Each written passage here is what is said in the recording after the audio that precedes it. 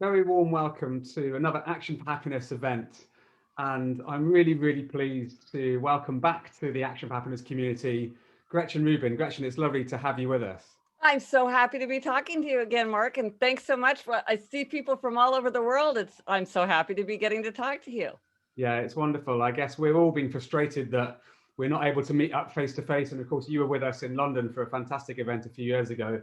But actually, this whole period has brought opportunities as well. And one of the lovely things is the thousands and thousands of people who've joined us. I think 140,000 people have now joined one of these live Action for Happiness events over recent months. So really pleased and excited to be talking to you again about, I guess, what's one of both of our favorite topics, not only why does happiness matter, but how can we actually make this part of our lives in a practical way. That's why I love your work. And just for the sake of the audience introduction, obviously Gretchen has written lots of fantastic books on happiness and how we can make this part of our lives and bring it to others around us. So we're going to have a conversation for about half an hour, just a bit longer, about some of Gretchen's great work and particularly what we can all do to put it into practice. And there's also going to be time for your questions as well. So please do use the Q&A function and we'll share some of your questions with Gretchen towards the end of this event. And we're also going to have some interaction as always on the chat. So please do, as you already are, I see, chat and join each other on the chat. If you find that frustrating, because I know on some devices it's quite hard to minimize Zoom chat, you might want to just turn that bit of the window off. We've even heard somebody putting a post-it note to try and cover that bit of the screen up when they couldn't work out how to minimize it. But we do love the sense of community. We love your feedback. So looking forward to all of you being here with us this evening, but especially you, Gretchen. Let's start with, I guess, what's been a great project for you and for Action for Happiness for some years now, which is happiness and how we cultivate it. And what I love about your work is that it's very focused on practical steps. Here we are, hopefully towards the end of, but certainly still in the middle of pretty crazy global times. How have you been feeling yourself, but also in the context of your work with what's going on right now in the world? Well, it's interesting. And I think one of the things that's been a challenge about this time is that it's affecting people across the world, and even kind of on the same street of a town very differently. It depends a lot on your own health, the health of the people around you, what kind of work you do, how old your children are. So there's so many factors. I have to say that for me, I'm a writer. I spend a lot of time in my home office. So for me, my work, my daily routine didn't change all that much. But of course, I was so aware of all of the suffering of and anxiety of people around me. One of the things that I think is going to be really interesting as we kind of go into the new normal, as people are thinking about it, is that one thing that happened to a lot of people is that your old habits were disrupted. And now maybe you have some new habits and maybe those habits are better, like maybe you're eating healthier because you have more time because you're not commuting, or maybe they're worse, like you're eating less healthfully because you're around your kitchen all day long and so you're snacking. And so I think a lot of us are starting to think about, well, as I look forward into kind of the new phase that we all are hoping to enter, how do I change my habits for good in ways that make me happier or healthier or more productive or more creative or whatever it is that I'm aiming to achieve. Yeah, I love that. And I think in a moment, I'd love to actually get some feedback from the community on some of those habits we Yes, might want to keep going yes, beyond yes. into the new normal. But just what you reminded me of is a feeling I've had really strongly in this time about, although, as you say, this has been a horrific time for many and a lot of anxiety and suffering and loss and uncertainty, which is incredibly difficult for our collective well-being and has affected people, as you say, very differently. There's also been this sense of an opportunity to remember what really matters and maybe to refocus. Have you noticed that in the people you connect with and the different things you're doing, that this is the chance to almost reconsider our priorities, perhaps? Yes, I think this is a giant science experiment that none of us would have signed up for and no one would have signed off on. But it's happened and we can learn a lot from it. I mean, just in the people that I know, I've heard from so many people who have kind of stepped back in their work life and are kind of thinking, is this what I really want? Do I need to rethink where I'm going? I think a lot of people in family life are rethinking, like, what are our priorities as a family? How do we work best as a family? And I think generally for people, kind of like our use of time was so affected that I think a lot of people are thinking about, what do I want to spend my time on? Has my time been kind of taken over by things that, now that I think about it, really, I don't want to spend my time and my energy that way. And so I think it has been I'm a big favor. I love anything that gives people a catalyst for reflection, whether that's like doing New Year's resolutions, or it's your birthday or an important anniversary.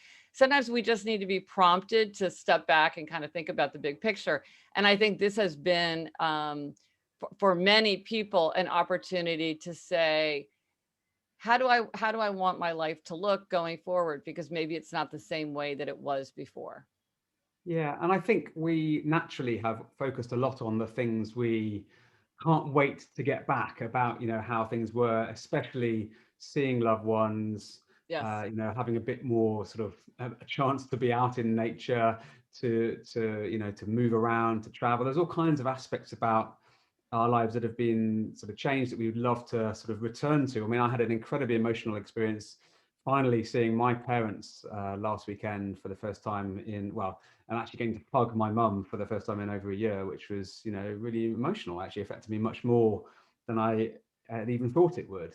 But maybe let's look at this a slightly different way. What are some of the habits we've developed that we really Yes. like in this Right. new? That we want to hang on to. Yes. I mean, it's Why don't we interesting. ask the community to think about that? Yes. How would you frame that for people to think about in a helpful way? Yes. Yeah, daily walking in nature, more sleep. Yeah, I think a lot. How many people are getting more sleep, right? Either because of the commute, or you just, your day starts later. One thing I've done, I'd be interested if anybody else has done this. I started doing these walk and talks because I couldn't get together with my friends. I would make time to talk to them on the phone. And what I realized is I used to go for walks with friends who live near me, but now I'm doing walk and talks with people who live across the country or across the world. I did one with a friend who lives in London just the other day, and I realized I'm going to keep this going forever. And my daughter's school was saying that same thing. They want to learn from what has worked better. Some things are working better. Some tools they really want to use, and they said they want to pay attention to what's good as well as to what needs to be fixed. Oh, a lot of people we're are already seeing some people sharing on the chat here, so thank you. So getting back into nature, yoga, but family please do others. Zoom. Do continue to share, folks, because we'd love to hear what you're planning to keep doing. Lots of walking, garden, time with elderly parents, finding more peace, cycling, reading, pausing. Anybody cooking more? I think a lot of people are doing more cooking. Growing vegetables, healthy home cooked meals, riding and surfing, mindfulness, hiking, more sleep. Definitely cooking more in response to your question. Daily yoga, Reading, maybe reading batch for cooking fun. like a pro, Oh, family gatherings, new recipes, sewing, self-care, looking after pets, time with children, writing, yes. too much bread making in one case there. Yeah. Yeah. We've all done it. Cookie time. Well, it's lovely to see those folks. Thank you so much for sharing that, because of course, even in challenging times when our well-being is under great pressure, actually these little things that bring a sense of joy and bring a sense of connection And control. Yes, and control. And also what I find refreshing is that there's a simplicity to some of this, which is this is not requiring lots of money, requiring necessarily lots of time. You can do lots of these things in your own home.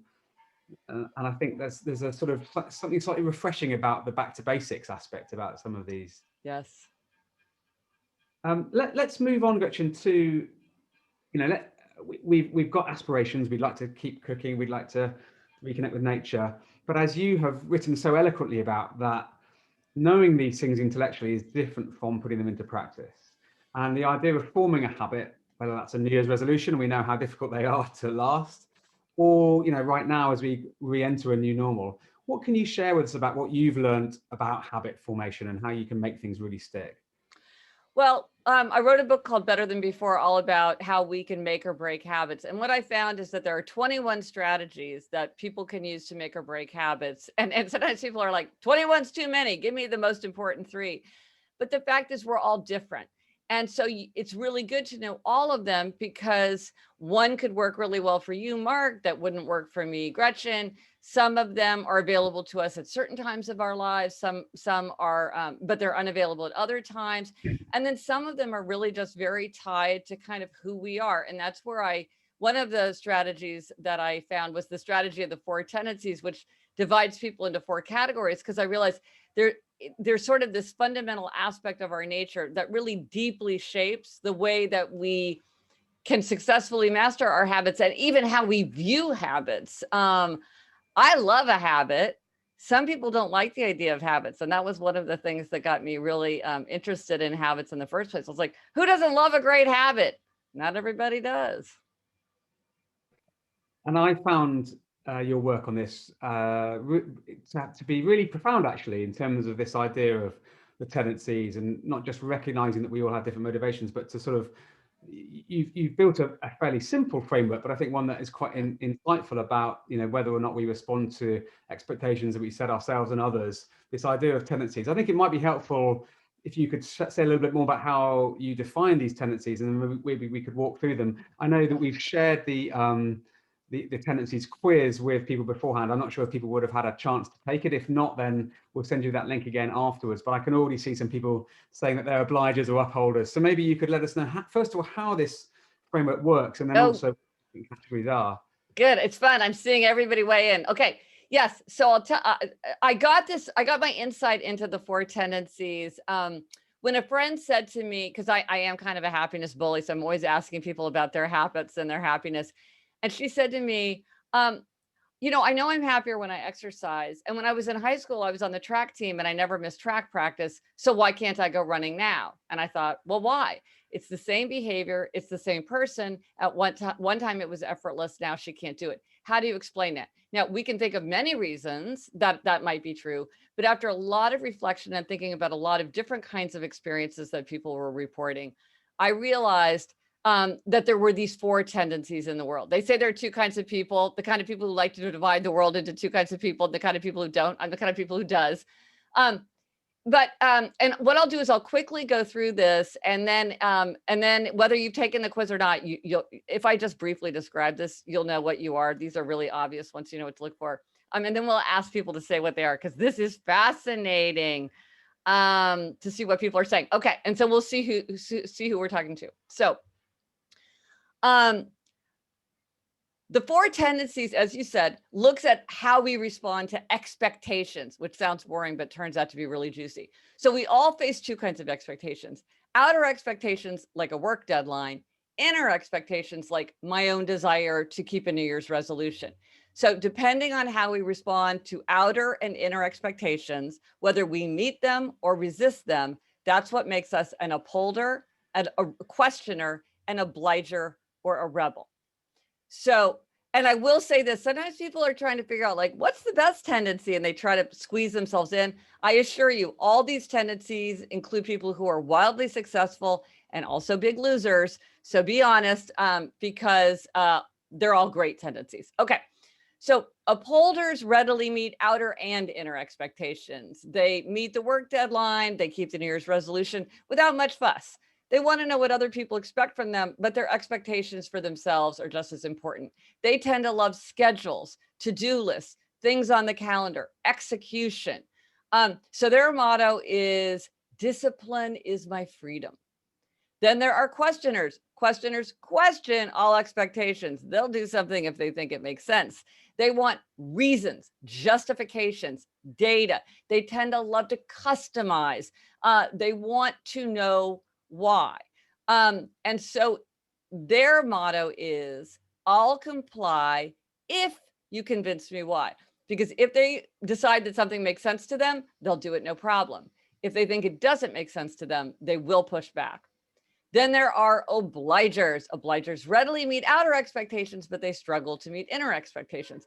And this is, what I saw for my friend on the track team. When she had a team and a coach expecting her to show up, she showed up no problem. When she was trying to go running on her own, it was a challenge. So the key thing for obligers to realize is if you want to meet an inner expectation, there has to be a form of outer accountability. You want to read more, join a book group. You want to exercise more, work out with a trainer, work out with a friend who's going to be annoyed if you don't show up.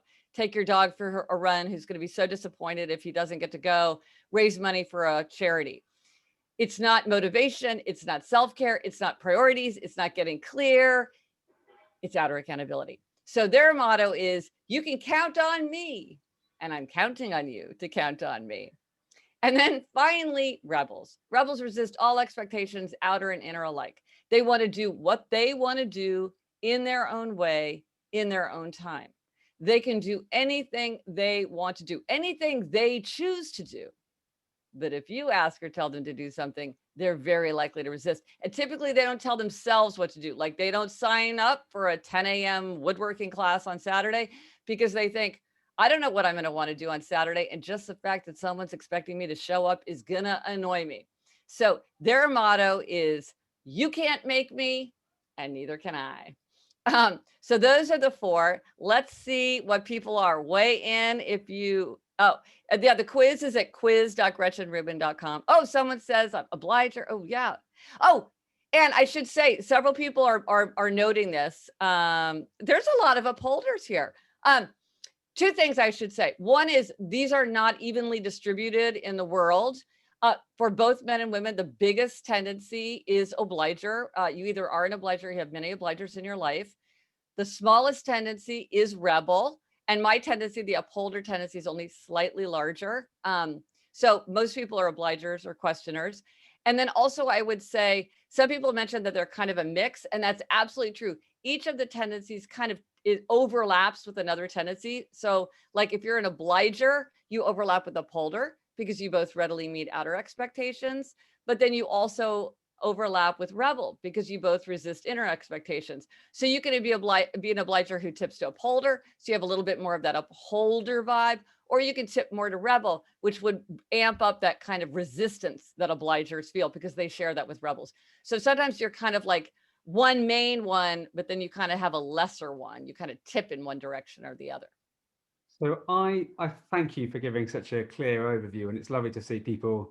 Yes, this is great. And as you say, this is a lovely example of the great mix of the human family we have, and that, you know, across many different backgrounds, there's all these different types. And I think what's helpful, first of all, is a sense of self-awareness, because I think if you want to change, being understanding how you function is a really helpful starting point. And so I found this, you know, I think that example you gave of someone who can't motivate themselves but can be motivated by others, there's quite clear ways that you can act on it. So maybe what we could move to now is acting on this. So there are people, I'm sure, in all four of these tendencies, and as you say, they overlap, but I'm sure everyone here, like me, is thinking, well, okay, so let's say I've got a habit that I want to keep doing as we emerge from lockdown, or a new thing I'd like to take on, or there's something that I would love to do more of.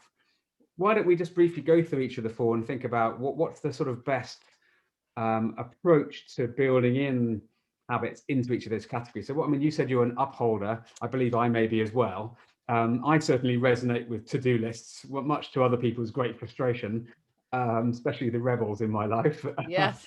But how would an upholder best build a new habit in a way that's lasting? Well, this is kind of, this is the jam of the upholder. Upholders tend to be good at forming habits. They like habits, like discipline is my freedom is the motto.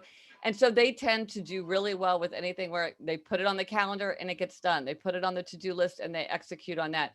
But, and maybe as you were alluding to, and I experienced this as an upholder too, you know, for each of the tendencies, the upside is also the downside. So what you sometimes see with upholders is rigidity and an inflexibility. And it's sort of like, well, things have changed, the day has changed slightly, and it would make more sense if I deviated from my schedule, but it's really painful for me to let go of the calendar that I created in my head. Or, you know, you want to do something different at the last minute, and I don't want to be spontaneous. I want to execute on the plan we had. So sometimes for upholders, like, just as others are very benefited from having a plan and sticking to it, sometimes we upholders have to remember, hey, we don't want to be bureaucrats caught in our own red tape. We always want to go to that deep inner expectation. What really serves me? What do I really want? Because I don't want to get stuck in a habit that's not working for me. Because sometimes for upholders, it's not hard to start a habit, but it can be hard to loosen or let go of a habit, even when it's not serving us. Or to be flexible when things change. And of It's course, what hard. the last year has taught us anything, it's that really unexpected things can happen really quickly, and we need to be Yes. Yes. flexible. Okay, and you talked a Yes. bit about obligers already in terms of finding ways to make your hopes and personal aims linked to accountability. So I think that's all, Yes. you've really given some great Yes. advice. Anything more on obligers Yes. that you'd like to Well, share? well, one thing as I would say is because obliger is a big category, all of us should really pay attention to obligers and think about how, as obligers ourselves, we can set things up, and also how to help other obligers, because often obligers they kind of have figured out that they need accountability and they'll ask for it. But then the other tendencies will say something like, well, I don't want to be your babysitter. Do your work in your own way. Or like, well, I don't see why you need to take a class. Like, why don't you just go for a run in the morning the way I do? That's not helpful, because for obligers, they need accountability, and it can be hard to give someone accountability. So you may have to work at it. And different forms of accountability work for different people. So you may need, if you're an obliger, you may need to experiment with forms of accountability. A couple things I would say. One is sweethearts often do not make good accountability partners for a very romantic reason. It's like, oh, honey, you're so close to me. You're like me. So I'll ignore you just the way I would ignore me. So sometimes you have to go more outer to get that accountability. Also, one thing to look out for, and I want to know in the comments if people have experienced this: obliger rebellion. This is a very puzzling phenomenon, but it's very common and understandable once you know what to look for, where obligers meet an expectation, then suddenly they snap and they say, this I will not do. And it can be small and funny, like, I'm not going to answer your emails for a couple weeks. Or it can be very dramatic, like, I'm going to get a divorce. I'm going to end a 30-year friendship. I'm going to quit this job right now. Right now, I quit this job and I'm walking out the door this afternoon. And it's meant to relieve the pressure when obligers feel unheard, exploited, taken advantage of, ignored. It's meant to blow up a situation to preserve the obliger. And sometimes it is very beneficial, but sometimes it can be destructive, and it's kind of out of control. It's not something that obligers feel in control of. It often strikes them unawares. And to the people around them, they're like, well, look, I asked you if you wanted to be on the committee and you said fine. So I don't understand now why you're so mad at me. It doesn't make sense. When you know about obliger rebellion, you start to see the building resentment and anger. There's a lot of signs that obliger rebellion is coming, if you know to watch out for it. I'm acting out of character. I don't know where this came from. I don't feel the same way that I used to.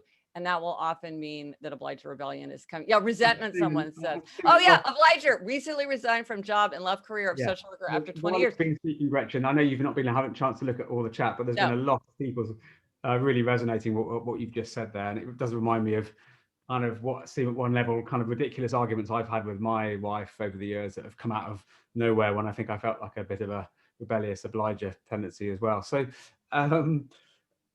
why don't we move on talking about rebellion to rebels? In some ways, it's a really challenging category insofar as it is. This is somebody who doesn't find good, or it finds it hard to motivate themselves and dislikes being motivated by others. Yes. Formation is presumably difficult in that context. It is, and rebels often don't even like the idea of habits, because they don't like the idea of being chained or stuck. So if you're a rebel or you're trying to help a rebel kind of change a behavior, there's kind of two ways to do it. One is with an appeal to identity. To rebels, identity, like putting yourself into the world, authenticity, doing what you want, is a very, very high value. So I'm not exercising because the doctor told me to. I'm not exercising because my husband told me to. I'm not exercising because I said I would. I'm not exercising because I signed up for a class. I'm exercising because I'm an athlete, or because I love to feel connected to my body, and I love to move, and I love to feel energy. And maybe I've kind of gotten away from that in the last couple of years, but now I feel like I want to get back to myself. I exercise because that's what I want to do.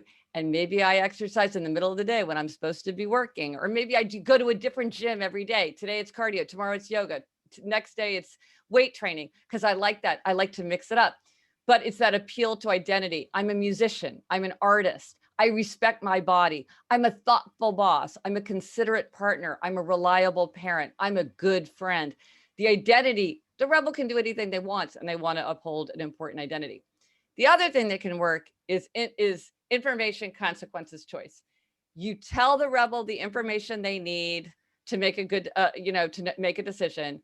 You tell them the consequences of their action or inaction, and then you let them decide. So let's say you have let's say there's a mandatory staff meeting in person, like in the future, and the rebel isn't going, and it's causing an issue. What you might say to the rebel is something like, hey, we have these Wednesday 10 a.m. staff meetings, and you know what we do at the meeting? Everybody who's in the room, well, we take all the interesting projects and we divide them amongst ourselves.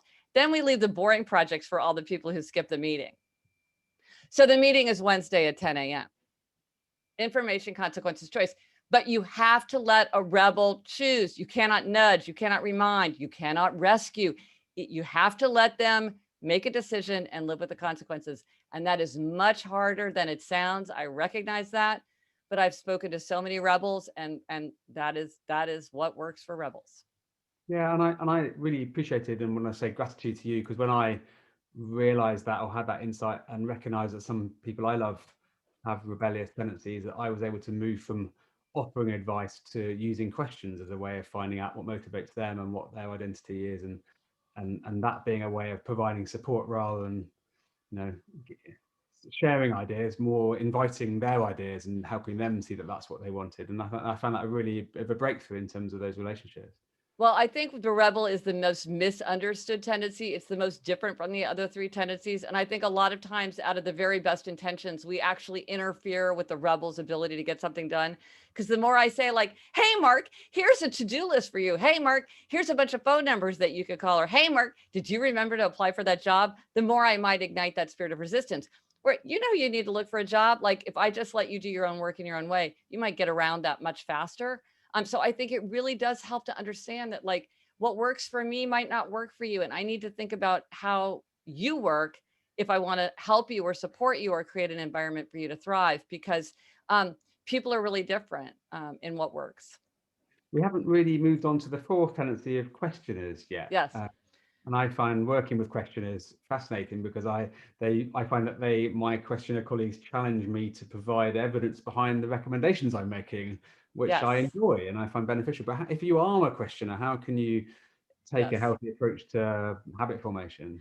Well, questioners, because they do love information, they tend to love to customize things to suit themselves. And they also tend to like things that are tracking or that give information. So I'm going to keep track of how many steps I take in a day. Or I'm going to take my doctor's recommendations of what I should eat every day, and I'm going to customize it for me. And so they often will do really well with that. And they also need to trust an authority. They're not going to do something just because a doctor tells them to. They have to really believe in the judgment of that person. But then once they get on board, then they can really follow through. So if you're a physical therapist, like, you might feel like, okay, because one thing, questioners can sometimes make people feel defensive or drained because they're asking so many questions. But once you understand that's just like a questioner's way of getting to the place they need to be, you might say, like, okay, well, you're asking a lot of questions, but I'm going to answer them. And then once you know the answers and you think I know what I'm talking about, then you're going to follow the physical therapy routine that I'm recommending. I need to get you to that place of accepting this is right. This is good information. I'm going to follow through. One thing that questioners need to be aware of is analysis paralysis, because sometimes when they're wanting to form a habit, their desire for perfect information can make it hard to move forward. Because if you were like, what is the most efficient, effective form of exercise for me? You can research that for the rest of your life, right? Because there's always new information. There's always these new things. Maybe you should do this. Maybe you should do a mix. So at a certain point, questioners have to say to themselves things like, I want to get it going, not get it perfect, or, it's not efficient to keep stalling. I need to start. And then I will consider that as an experiment. And as I exercise, I'll learn my body better and I'll learn what works better for me, so I can iterate and change and improve rather than waiting to figure everything out in advance. Because sometimes, like, they just will wait, for a really, really long time to get to what feels like the perfect, right, justified answer. And sometimes in this world, we just don't have perfect information. Yeah, don't let the perfect be the enemy of the good, I guess. Yes. One of my favorites from Voltaire. Yeah. Yes. This has been really helpful, again, just to be reminded of these four, as you say, traits. There's all kinds of personality frameworks in the world of psychology and research. And I know that you, although you've done a lot to sort of gather data on how people respond to this, you haven't claimed that this is some new psychologically grounded, empirically validated thing. No, But I, I have everything I I'm have a seeing, researcher who's trying to validate it right now, but so far it's just observational. Yes. well, exactly. But I think what's powerful about it is, just as we've seen tonight, so many people finding that it resonates with them. And I think that that's a test of something feeling usable and powerful. So you've already done this to some extent, but as you know, with Active Happiness, we're not just interested in our own self-help. We want to help others around us. We want to build a happier community, a happier world. And so I feel that there's a real strength, not only in understanding our own tendencies, but also being able to see that in others. Now, obviously, one option is to ask all of our loved ones to fill in your quiz, but assuming that may not be viable in every case, how can we approach others and our relationships in a way that's conscious of these different tendencies? Well, I think what you're saying is so important and so true. And sometimes people think with categories, if you define me, you can find me. But I really agree with you. I think that sometimes having a vocabulary and kind of a sketch allows us to communicate more effectively and more quickly. And I also think, like, I certainly found this to be true for myself. When you understand these tendencies, which is just a way of describing the way that people are different from each other or like each other, it allows you to deal with people with more empathy and to think about, okay, well, instead of arguing like, Mark, you're wrong, I'm right, or Mark, you're right, I'm wrong, it's more like, you want one thing, I want another, you thrive in one circumstance, I thrive in another.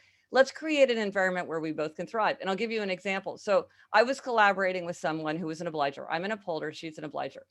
And very typical of upholders, Mark, maybe this way, I like to write an email whenever it occurs to me. It might be the middle of the night. It might be Christmas Day. It might be Sunday, but I just want to do it and get it off my plate. And I'm like, I'll email you when I think of it. You organize your work in your own way. You're the boss of you. I'm not telling you what to do. Answer my email whenever you want. That's upholder thinking. But I was working with an obliger, and she felt like every time I emailed her, I was creating an expectation that she would respond, and she really resented it. She thought I wasn't respecting the work-life boundary. She thought it was really inconsiderate of me to be emailing her after, work hours, which I was absolutely doing. So what do? Do we have to battle it out? And I have to convince her, she has to convince me. Do we go to HR? Do we come up with some kind of official policy? No. Once somebody she didn't tell me, if someone else told me what the issue was, I learned how to use delay delivery in Outlook. And so when I email her at those odd times, I just set it to email at 8:30 a.m. on a Monday morning. And then she gets like 7 emails from me. I can work in my way and she can work in her way. We can both respect each other. It's not that one person's right and one person's wrong. It's just that we need different circumstances in order to do, to thrive. And I think understanding things like this, it kind of takes some of the, it just makes it very impersonal. It's like, oh, I get it. A lot of people are like you. A lot of people need outer accountability. I don't need outer accountability, but boy, sure, a lot of people need outer accountability. There's a lot of ways to get that. If that's what you need, let's get you what you need. I don't need to argue with you that you don't need it because I don't need it. Like, what's the sense in that? We can all just help each other get what we need instead of arguing about who's right and who's wrong. I'm smiling because I use that schedule send function a lot, and it's been quite a life changer for me. Right? That's upholder. I can operate in a way that suits me, but without burdening others. So yes. I'm grateful for you raising that. But I'm also grateful that you brought up empathy, because I think in the current situation we face with an increasing sense of polarization in so much of society, whether that's on our social issues or just, response to COVID or anything else, I feel that we're getting less good at hearing each other. And some of that comes down to people seeing the same situations in radically different ways and responding to the same situations in different sort of incompatible ways, but without that sense of not everyone responds this way. Yes. And I guess I just wanted to move from that, before we come on to questions, on to a bigger question that I know is on both of our minds, which is, we care deeply about happiness. We want to help people make wise decisions. But at some level, a critique of this whole world is, when the world is facing so many challenges, isn't happiness just some kind of, fluffy, nice to have irrelevance? And I know that you and I don't think that's the case, but what's your sense of how this isn't just a nice to have, it's actually a foundation for making things better? How do you see that? Well, absolutely. Yes, we absolutely agree on this. And I think when you think about your experience in your own life, and when you look at the research, it's very clear that happier people are more interested in the problems of the world. They're more interested in the problems of other people. Happy people are more likely to vote. They donate more money. They're more likely to volunteer. They're more likely to help out if a family member or a colleague or a friend or a neighbor needs a hand. When people are happier, they have the emotional wherewithal to turn outward and to think about the problems and pain of the world and to think about the problems of other people. And when we're less happy, it's very easy to become defensive and isolated and preoccupied with our own problems. So when people say to me something like, well, I just worry that, in a world so full of injustice and suffering, I feel like if I think about my own happiness, am I just like this self-absorbed brat? And I think no, because really it's that classic cliche of put on your own oxygen mask first. And it's such a cliche because it's so true. When you work on your own happiness, you have more perspective, you have a better sense of humor, you have more energy, you have more health, you make a better leader and a better follower. And so you're better able to help. I mean, it's funny because sometimes people are like, well, the happy people are the ones drinking margaritas by the beach. And I'm like, no, the happy people are the ones that are trying to figure out a more efficient way to distribute malaria nets. That tends to be what they start to turn outward. And so if you're worried that it is selfish to be happier, you should do it, if only for selfless reasons, because it really does help us to turn outward and to think about the That's world. right. I think it's not just giving us the capacity to help others, but as you say, it's the motivation. I see a story again and again in our community with Action for Happiness of people saying, my life's changed in a way that's really been quite profound and helped me, and now I want to help others. And that's Absolutely. really what Over and you over, you see that. share is really, really lovely to see, I think. You see that over and over. And also just people, yes, it's just, you have that desire to help and to improve the world and to make things better, to teach, to fix, to grow. Now, you're continuing to want to make the world better, I know, through your ongoing work. And you hinted when we spoke the other day that you have a new book on the way, Gretchen, on the subject, I think, of the senses, and it felt rather Yes. topical. So do you want to share a little bit about your thinking on the senses and why that's important? Yes, I'm having such every book that I write, I think it's never going to be this fun again. It's never going to be this interesting again. This is as good as it gets. And then every book, I am so excited. I'm studying the five senses, what you might call the Aristotelian senses or the kindergarten senses, the big five, not into because science has uncovered many more, but I'm talking about the big five. And it's just a delightful look at how we can give our that sense of vitality and energy and connection and presence and engagement through the senses. And what's interesting is I had started this project well before the pandemic period, but I think that actually COVID-19 has really made people much more aware of senses, both sense of taste and smell, because very sadly, many people have lost either temporarily or permanently their sense of smell. And with that, the sense of taste, because taste is so dependent on smell. So I think it used to be people really did take the sense of smell for granted. I think now they're much more aware of how much it adds to our life. And also touch. I mean, Mark, you talked about how meaningful it was for you to hug your mother. I think there's this skin hunger where people are just not getting the deep touch, but then also just like the casual touch. Now, some people like it more than others. Some people miss it more than others, but it's definitely something that I think we're much more aware of because there's been such a huge disruption to the way that we usually engage with people. Mm. Well, I know it's still some time before your work on this is going to be published, but just to get a taster of that, I think it's you're absolutely right that there were many aspects of the senses that have become really heightened for all of us in this recent time. So thank you for giving us a taste of what's to come. I'd love to come now to some of the great questions that our community have been sharing as always, and we won't have a chance to get through all of these, but let's start with Bridget, who's a long-standing Action for Happiness supporter, who says, hi, Gretchen, I love the idea of using the pandemic as a catalyst for positive change and new beginnings. What would be one key question you might suggest for self-reflection to support this along these lines? What can we ask ourselves to reflect on that idea? Well, there's a question that I love to ask. I feel like it's so clarifying because it's so individual, and that is to choose the bigger life. So as you go forward, as you think, because one of the things about the pandemic is it's acted like this clean slate. It's wiped away many of our old habits. And so it's a really good time to form new habits or to maintain good new habits that you've already got going. And this is true generally, like whenever you go through a big transition, that's a great time to change habits. When they study people who've successfully changed a difficult habit like smoking, it's often like the best time to quit smoking is like when you've moved from one house to another, because all those old habits are wiped away. So really, I think about the fact that you do have this clean slate, and then say, well, choose the bigger life. How do I set it up so that I have more of all the things that I want, whether that's more engagement in my relationships, more time for, spiritual reading, whatever it might, more time for exercise, whatever it might be.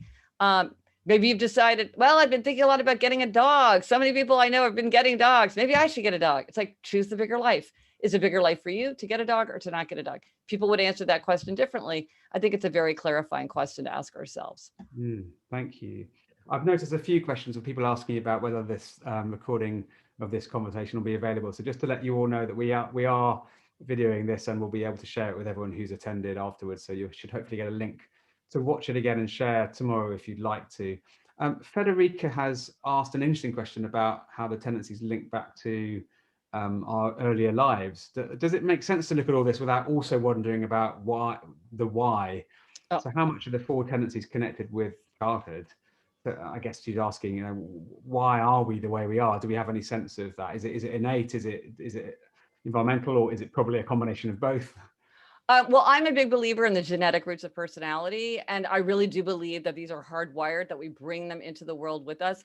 And when you know the tendencies, you can see them in children who are very young. Like my daughter is an upholder. And I mean, I hadn't even come up with the idea of upholders when she was young, but had I known about it, it was obvious when she was like 2. And so I think, I do think you bring them into the world with you, but obviously time and experience, culture, circumstances will all shape the way that your tendency comes out. So if you're born a questioner in North Korea, you're going to shut that down. If you're a questioner in Silicon Valley, could be your greatest asset. And so in different circumstances, it might show itself differently, but I think that it's part of what you bring into the world. Thank you. And I think one of the things I saw get most engagement on the chat was when you talked about obligers, which, as you already mentioned, is a very big category of people who like to sort of meet other people's expectations, but that they sometimes have a rebellion which may appear from out of nowhere rather dramatically. And so Paul has asked, how do you help an obliger who's in the middle of an obliger rebellion to see that and to sort of move out of it or move on from it? I have a podcast, the Happier with Gretchen Rubin podcast, and this is something that comes up over and over again. It's a very big question. And I've studied it and talked to obligers. And the answer is, you really can't do anything but let that obliger rebellion play out. With obliger rebellion, the name of the game is to thwart it. It's to identify it before it starts, to head it off at the pass, to see the building resentment, to see the building anger, and to say, let's make things fair. Let's make things just. I see that you're being unheard or you're being exploited, because, hey, obligers think that they're being taken advantage of, and they 100% are. Because if you want somebody to help you out and go the extra mile, who do you go to? Obligers, right? But once the obliger rebellion starts, you just have to let it play out. And I will say that there are some obligers who seem to be in a fairly ubiquitous and permanent state of obliger rebellion, where they just feel so put upon and so resentful that it's hard for them, to re-engage with any kind of outer accountability. You do not want that to happen. That's hard to manage. But once you see it happening, it kind of just has to blow itself out. So like I heard from several people who sort of during the pandemic period were like, you people complain about the food around here or my cooking. Okay, I've had it, I'm done. And then they just don't cook. Maybe it's a week, maybe it's a month, maybe it's the rest of their life. Kind of depends on the obliger and how much resentment has built up. But you sort of have to let them come back. Thank you. Maybe not the answer they were hoping for, but I think it's very wise to be aware of this. It's all part of but you should always seek to make things fair and just, and to make the obliger feel heard. That's what, then you can resolve the situation that will help going forward. Just on that, I think that advice of helping people feel heard is about one of the single most important things you could possibly ever offer to anyone, which is, that's kind of all we really want, really, is to feel heard. I've just lost the question I was about to ask next. So I'll move on to this one from Mal, who says, does being in a certain sort of tendency vary depending on the day or the mood or the situation? Is it really fixed, or do you find that people actually do respond to different people and different circumstances differently? No, you're not one at work and one at home. You're not one at 20 and one at 40. This is really, kind of it's an aspect of your nature that you take with you where you go. And often people will tell me that that's not true. But here's what I would say.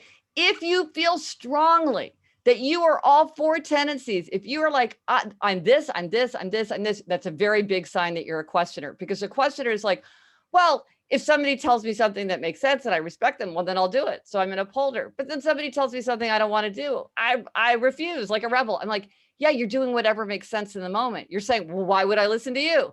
That's questioner. So feeling like you're all four is a sign of questioner. But often people will not understand how an environment changes the way they experience their tendency. So like, I'm a writer, and you see a lot of people who are like, oh, I have no trouble meeting my deadlines when I work for a newspaper or a magazine, but then I get home and I'm writing a book and I have writer's block. I'm like, it's not that you have writer's block, it's that you don't have outer accountability. You don't have enough outer accountability. That's what you need to build in. So sometimes people will be like, I was an obliger, but now I'm an upholder. But I'm like, but let me look at your life, and everything that's important to you, you've built in some form of outer accountability, which is very wise. But I think sometimes people don't even realize the extent to which they've done it, because accountability is so pervasive. They might not realize, like, oh, you've just solved for this, in every important area. It's not that you've become an upholder. It's just that you finally have the architecture of accountability that lets you do everything you want to do. We have this ability for people to vote up other people's questions, and I'm just going to come to three which seem to be the most popular so far. First of all, keeping with the theme of the tendencies, Addis Fuller, Julie, that's her first name, has said, how can a obliger not feel taken advantage of? Here's someone who likes to please others, really. How do you avoid falling into that? I wouldn't say it's pleasing others, because it's not about pleasing them. It's about being responsive to outer accountability. Sure. So how do they manage that? Well, one thing to do is to think in terms of outer accountability. So if you want to create boundaries, you want to create outer accountability for creating boundaries. So for example, I was talking to an obliger where she had a lot of pressure from her team to work late and to do work travel. So she didn't want to turn them down. But then her family had a long conversation about, like, this was in the before times, about how they were all really going to make an effort to be together for dinner. She had teenagers, and it was like, okay, we're really going to do this. We're going to have a family dinner. So she put herself in a position where she had to say no to somebody, right? She had accountability both ways. So now it's her judgment. Who prevails? And she could say, I'm sorry to the team, because I have to meet the outer accountability of my family. So you want to create a counterbalance of outer accountability. You can also do funny things, like sometimes people will just like my sister does. My sister's an obliger. She's the co-host of the Happier podcast, and she's an obliger. So she aims, and she's a type 1 diabetic. So it's really important for her to exercise. So she aims to do 10,000 steps every day. So she has a friend, also they're both obligers, and every day they text each other when they've hit 5,000 and when they hit 10,000. So it's not even like someone's checking in on you. It's just she knows her friend is going to be like, oh, did Elizabeth hit 5,000? And she also knows that if she doesn't do it, she takes the pressure off her friend, and her friend really wants to exercise too. So it's like, I need to do it to give you the feeling that you need to do it. And you're going to do it to make me feel like I have to do it. So it's not that we're going to let each other off the hook. We want to create that accountability, but it's just a simple text. It doesn't have to be a big deal. And I will say that I do think that it's a responsibility of all of us to watch out and to try to keep things fair and to keep people from being taken advantage of. Just because somebody's agreeable doesn't mean it's right to ask them to do it. And sometimes what obligers can do is they can stand up for each other. I was talking to a guy a lawyer, and he had a friend also at the same law firm who was also an obliger. And so what they decided the two guys would do is watch out for each other, because they both felt fine walking into their boss and saying, "Hey, do you know what this guy's doing? This is crazy. Like, that's not right. That's bonkers. You can't ask him to do that. Like, we got to get this sorted out." They would do it for someone else, but they didn't feel comfortable doing it for themselves. Okay, so fine. So let's just team up. I'll watch your back. You watch my back. We'll stand up for each other. Sometimes that's easier for an obliger, because it feels like, well, I'm accountable to protect you. I heard this hilarious thing where they wanted, these two people were obligers who worked together who wanted to eat healthier. So what they did is they took turns bringing in a homemade salad from home. Now I have to cook and make the salad and bring it in, because otherwise, Mark, you don't have anything to eat. And I have to eat this healthy lunch. I can't go out and get fast food, because Mark, I'm going to hurt your feelings if I don't eat the salad that you very nicely made for me. So it's like accountability both ways. I have to eat it and I have to make it. And so once you realize that accountability is what you need, it's much easier to create it. I think a lot of times obligers get distracted because they get a lot of advice from the other tendencies. Like, you just need to get clear on your values, or you just need to make yourself the priority. I'm not saying that's a bad idea. It just doesn't work for obligers. Outer accountability is quick. It's easy. There's a million ways to create outer accountability. It just gets where you want to go so much easier, I have found. Yeah, very wise. Robin's asked a question, which I think has probably been on a few people's minds. I've heard other hints at it. And I think you even mentioned about a couple of different types matching together. Yes. Robin's asked, is it common for upholders to be with upholders, obligers with obligers, and so on, in terms of, I guess, partnerships, marriage, relationships, and so on? Or do we tend to find matching complementary types, and what works and doesn't work in your experience? Well, there's so many aspects of our nature that make us a good romantic partner or a good team member or well suited to a particular profession or whatever. It's hard to say. It's hard to make real generalizations because there's so many multi-factors. But I will say that a very, very dominant pattern, like one that you really can point to, is if you have a rebel who is paired up, either in romance or at work, like let's say there's a founding team or like two people who often work together. If one person is a rebel, almost always the other person is an obliger. That is by far the most common and stable pairing. So that I would say, other than that, it kind of depends on a lot of things. But if you have a rebel, you're very likely to see an obliger. And I will say, because Mark, you and I are both upholders, it can be hard for upholders and rebels to work together or to be romantic partners, just because they really do see the world in such opposite ways. They like spontaneity. Upholders don't like spontaneity. Upholders love calendars and schedules and planning. Rebels don't like that. Like, it's just, a lot of times it's just, there's a lot of friction. So I would never say never. I've seen everything, but that is a rare, that tends to be a pretty rare pairing as they go. Obligers are the type O, very fittingly for a type of obligers. They are the tendency that pairs up the most easily with the other three tendencies, including rebels. They're the ones that team up best with rebels. And this question, possibly our final one, Gretchen, this has been such a great session, but Naomi's asked what's become our most popular upvoted question, more generally about happiness. How can I really step out of autopilot? And I love that phrase. I think it's very wise. And see what my happiness blockers are. I think we spend a lot of our lives in this sort of almost, unconsciously plowing through our days. How can we get out of autopilot? Well, I so identify with this question, because that was exactly why I wrote my book, The Happiness Project, because I was like stuck on a city bus and I realized I think I want to be happy, but I don't spend any time thinking about, can I be happier? What would make me happier? What would a happier life look like? So I think this is actually the big question of our lives. I think it's something that we should ask ourselves at all times. Where is it that I see that, I want my relationships to be stronger or deeper or broader? What can I do about that? I want my energy to be higher. What can I do that's going to boost my energy? There's something I feel guilty about or angry about. How can I use my negative emotions as a big warning sign that something needs to change? Negative emotions have a really important part to play in a happy life, because they're the sign that something needs attention. So one thing you can do is you can think about, well, what makes you feel bad?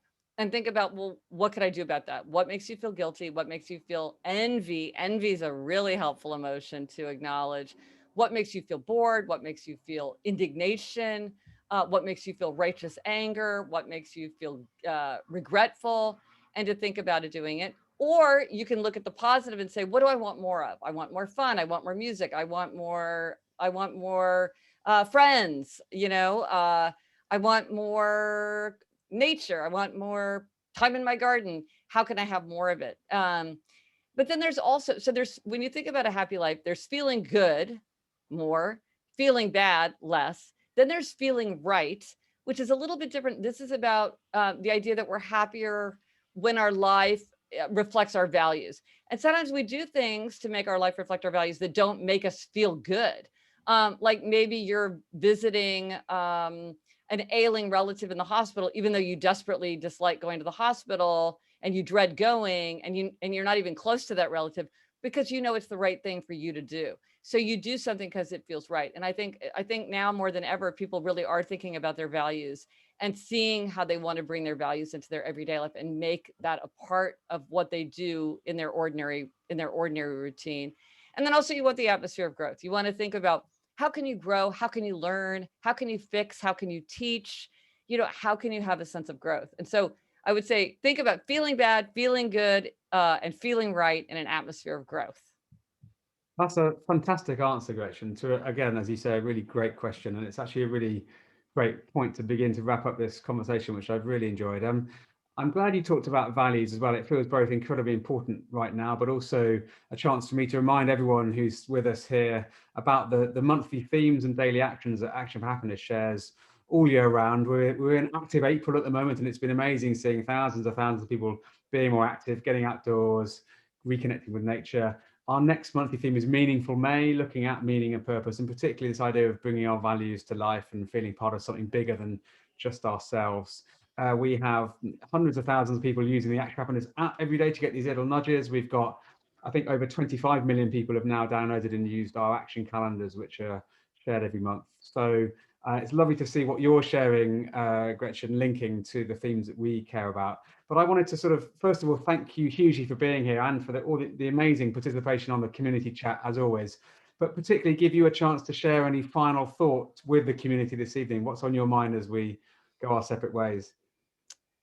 I think I love your organization. I love everything that you do. I love the monthly themes and the nudges, because I really do think that for most of us, there really are things we can do as part of our daily life, things that don't take a lot of extra time, energy, or money, things that are very realistic, even for a person who's very, very busy, that really can make us happier. And I think from our own happiness, that's how we can build a happier world. So I think it's really worth thinking about and doing. Well said. Gretchen, thank you so much. Do keep up the inspiring work. We'll share lots of links with everyone who's been here today in our follow-up tomorrow, and can't wait to see the new book and to keep spreading the word about tendencies and habits and much more. So thank you so much. Thank you. I so enjoyed the conversation. Thanks, everyone. I feel like I'm going to go back and look at the chat because it's like so interesting. Thanks, everyone.